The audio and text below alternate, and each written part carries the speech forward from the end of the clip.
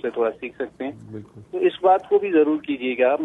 और दूसरा सर मेरा सवाल आपसे ये भी है कि अब जब सबको आप छोड़ रहे हैं, पॉलिटिशियन को, सब आ रहे हैं, चलो सब समझते हैं, हम अदालतों पे बात नहीं करते, सब समझ जाते हैं कि भाई क्या हो रहा है, तो फिर अल्ताफ हुसैन ने क्या कसूर किया है? फिर इसको भी छोड़ दें। जब आप सबको छोड़ रहे हैं, जिन्होंने मुल्क को लूटा है, जड़ें लूटी हैं, उनको भी आप छोड़ रहे हैं। करप्शन केसेस में किसी को भी सजा हुई नहीं है, ऐसे ही अपने ड्रामेबाजियां हुई, चाहे मुशर्रफ ने की, चाहे इमरान खान ने की, चाहे जरदारी या नवाज शरीफ ने किया, सब ने एक दूसरे को रगड़ा दिया, बस अल्लाह लखे चला, सबका खत्म हो गया मामला। तो फिर उसको भी छोड़ दें, उसको भी आवाम पीछे है, उनका भी हक है, कराची शहर के लोग उसको फॉलो करते हैं, आज भी उसके फॉलोअर हैं, तो फिर उसको भी खत्म करना चाहिए, उसको भी आना चाहिए अपने मुल्क। जी बिल्कुल। मेरे ख्याल में देखिए अल्ताफ हुसैन को अब तकरीबन कोई उनको गए हुए 23 साल हो गए हैं। उन्होंने शहरियत भी तर्क कर दी, वहाँ की शहरियत ले ली।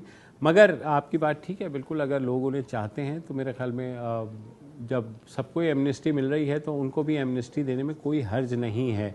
और ये हुकूमत जो कि PDM है, पाकिस्तान डेमोक्रेटिक मूवमेंट है, ये बहुत सी जो सियासी जमातें हैं उनका एक इत्तेहाद है।